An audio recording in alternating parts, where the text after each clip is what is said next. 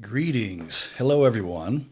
It's been about a million years since I've made any content for the channel, and I guess it might be time to uh, re-engage and see if I can cover or recover some of the topics that we used to. I do still get an email or two from the folks that have been around. I always do appreciate that. And I also am happy that some of you liked the creative endeavor that I put on the channel about a week ago. So I guess most of our friends in Thailand like it since that it is uh, the name of the tune is in Thai. So anyway, to get on to our topic, what the channel was originally started for and still going is NPD or narcissism. And there's two reasons why I haven't made content in a while. I'll make this real quick. I'll get to the point because I hate when people just get around just blathering. They don't get to the point. Number one, there's a lot of people that are making a lot of content out there. So if you are engaging with me, I'm always appreciative of it. But there's so many people that are doing it so much better than I think I do that I wonder what else I can add to it. But if you are like me, then you have a kind of an affinity with some of the YouTubers or whatever platform you're on that the discussion, I don't know, just seems to resonate with you. I guess that's all right. That's a goofy term, but you seem to be on the same page. Anyway, with that being said, that's one reason why I haven't made any content for a while. And the other reason is that um, a lot of people talk about a shadow ban on some of the platforms, and I always thought that maybe it was just because maybe people just don't like the content, or maybe they don't like you or don't like me or whatever. And I question whether people actually are shadow banned, and I think that I know the answer to that. And the answer is yes. I think that I have. Uh, I think that my content has been buried. I used to get 300 new subscribers every week. Some of the content that I put out, I mean, I got a lot of views, 80,000 or 100,000. One of them that it's really, I've talked about it a couple of times. It's not really a very good video. It has like 350,000 views. So I used to get some interaction. Some people were getting something out of this. But the truth be known, if you like a video that or any content that the platform doesn't like, you have comments or content, especially just comments that they don't like, somehow they adjust you down. I don't know how, and I know this for a fact this time because I commented on a big channel and I was one of the first to comment.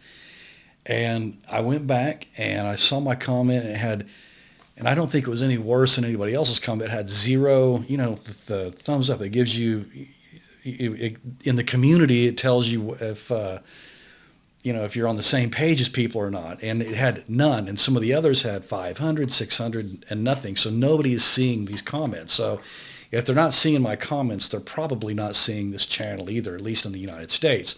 I know that all the views that came from the last piece that I put up are coming from out of the country, and there's like 25,000 of them today.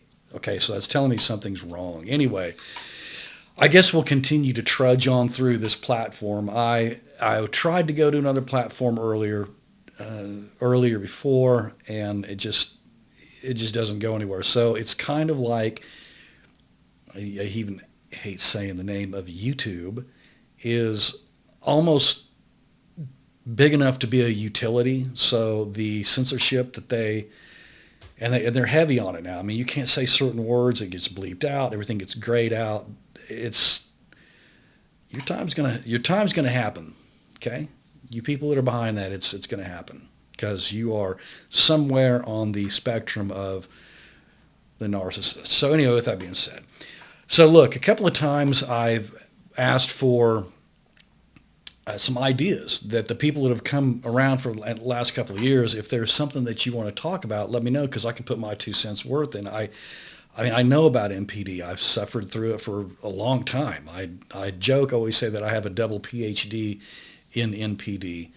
And truth be known, I was at the receiving end of that nonsense for a really long time. So I feel like I have something to say. But I can't just keep going over the same thing over and over without knowing what you want to talk about. I did ask for some ideas, and the last time I put it up, nobody said anything. So, if no one's finding me or no one's finding it interesting, then, I don't want to just sit here and talk to myself. I know the answers to what we're talking about. But anyway, I do have a topic today. Sorry that took that's over 5 minutes. My apologies. Okay, I try not to blather on, but you kind of need to know where we're coming from if we're going to restart this up. I want to talk about your personality. I want to talk about the personality of the person that's on the receiving end of the narcissistic abuse. And a lot of the people that I know, looking back in my family, the people that were the angriest, okay, the people that seemed to be the most disjointed with things going on, I started to notice a pattern. And that pattern is, you're going to guess it, is that there's a narcissist somewhere around these people. My personality was much the same. I thought that I was just a really angry person until the final discard of the last narcopath that I was married to. When that one finally left and the smoke cleared, I realized it wasn't me, and it's probably not you. And I looked back through the older members of my family, and typically in mine, it's usually a female narcopath. Okay, that's just the way it is, at least in the family dynamics that I came from. That there was a female narcopath, and then the husband and father of whichever of the family, whether it was my family or the nuclear family of other people that we were related to. That was typically the dynamics. There was a narcopathic female that tended to run the family. And as I began to, before like I said, before the final discard, I started to really ask for some things. I noticed that, I was doing everything, just everything, and there was just nothing in return, which is really funny when you go through the discard. If you have to go through family court, and they think they're going to win, which, by the way, mine didn't win hardly anything. I go back to some of what I talk about when I talk about. I hate people that quote themselves or tell you to go back. I have to, because I don't see it anywhere else. I'm one of the ones that tells you to fight back against these people. There's a lot of what that they do is illegal too. So use what you can to get back what's yours. And there is a difference between retaliation and justice. Okay, those are two different things. So you're looking for justice, things to be equitable, and treat yourself right. So anyway, where was I with that? Anyway, so the narcissist tends to change the personality of the people around them because, and here's the kicker to the whole thing. When okay, let me make sure I get this right. I think the most insidious aspect of NPD is and it's all bad, the aspects of how they use and abuse people around them. But gaslighting seems to be, this twisting of the truth seems to be the thing that throws us off the most, because it's so insidious, and you can't see it. I remember talking to the narco, again, I would give you the quote, that I was married to, and explaining, like, when I do something that's, off sides, you know it. You know when I'm mad. You know when there's a problem. You know when I've done something that's, for lack of better words, wrong. Okay. But I noticed that when she did things, it was so hard to detect and so hard to understand. You really had to unpack things. And this is when I began to wake up and start to say, this isn't right. This isn't fair. Something's very wrong here. And it had been wrong the whole time. And it was wrong before I even knew her, because I was born into this kind of dynamic. So anyway, the gaslighting, what it does is it helps to rearrange your navigation center. Okay, that as humans, most of us have built-in, like, lie detectors and truth detectors, and the way things are, we have a certain way that most people deal with the world when you're out in the world. But if someone's continually gaslighting you, turning things around, distorting the truth,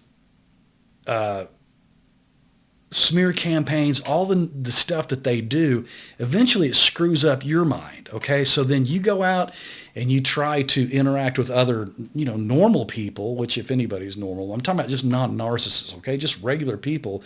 And you'll notice that you can't quite get things to mesh with anybody because you're acting out your navigation system's all off. Okay, so what if you're like in an airliner, right, and you're a pilot and you have all these instruments and we have something similar to us, and if it's all completely off and not calibrated correctly or it's been miscalculated, you're going to end up somewhere else every single time. Well, that's them. See, we trust these people. We trust our spouse. We trust our parents, and that's where their power comes in. And this is why they're so fucking evil, these people, because you never think that your spouse is going to do this, or especially a mother or your father. You don't think that they're going to do these things to you. So you're out in the world and you're trying to navigate life, and you got a screwed up system because of being around these people. Well, once you finally go no contact, which that is the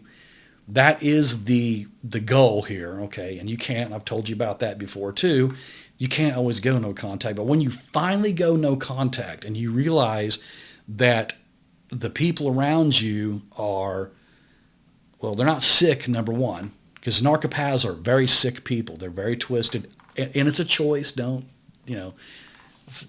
They choose their behavior, okay? But you get away from these people, and you get, again, I say so-called normal people, if anybody's normal, but you get to folks that aren't narcopathic, and it can take a while to readjust. I mean, I didn't trust anybody. I didn't trust anyone. And it's taken years for me to understand that not everybody behaves like that. And once you're onto the game of a narcopath, you also don't attract them into your life because they know that you know. They pick you as a target for a reason because you've already been damaged, again, probably by your family of origin, and then probably, again, by the person that you are in a significant relationship with. So then it just splays out from there, and it just ruins everything. It really does. It ruins damn near everything. So, but once you go no contact and your mind starts to clear up and the fog starts to clear up, you realize that your personality is completely different. Mine is totally different from what I used to be. I noticed family members, like I said, that seemed really, really angry. And I had this same thing. And I'm like, what is going on with this? Why are these people? And I start looking at their significant other, the wives of these people. And I start going, oh, okay, I see a pattern here. Okay. Of course, it's not going to be the same for you. And I'm not bagging on you women, at least right now. Sometimes I do. That's just my experience. I've come from mostly feminarchs. So anyway, if you're in the middle of the awakening of what a narcopath does to you, and you're making arrangements to go gray rock and no contact, and if you're in family court or something, we can revisit that as well. That if you realize that there's a way through this, and I promise you it's like night and day. And I've promised this before, and it still holds. Even if it's your last 10 minutes on earth and you realize what the narcopath has been doing and you wake up to it, it's worth all the effort to wake up and get away from them. So anyway, I'd really hope that helps someone today. I don't have a whole lot to say. Maybe we'll come to you every Saturday. I said that years ago, and I dropped the ball on that as well. But if you have something that you want to talk about, you can email me at tierravens@outlook.com, and I'll be more than happy to discuss it. But if y'all aren't going to come back and see me, then why am I here, right? So, or if I'm shadow banned so hard that no one gets to see what I do, I guess it's not going to matter anyway. So I hope that helps y'all. I really do, and I enjoy making the videos for you. I enjoy the interaction. It helped me a whole lot.